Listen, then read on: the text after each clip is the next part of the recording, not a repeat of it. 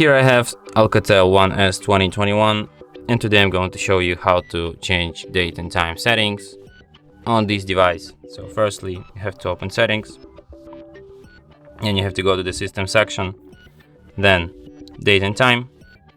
So to change date and time, you have to firstly disable the automatic date and time feature. Here you can change your date, here you can change your time. You can also change your time zone if you disable this use network provided time zone feature. So here you just have to pick your region and then pick your time zone. And you can also switch your time format from 24-hour to 12-hour. And that's it. Thanks for watching. If you find this tutorial useful, don't forget to hit that like button and subscribe to our channel.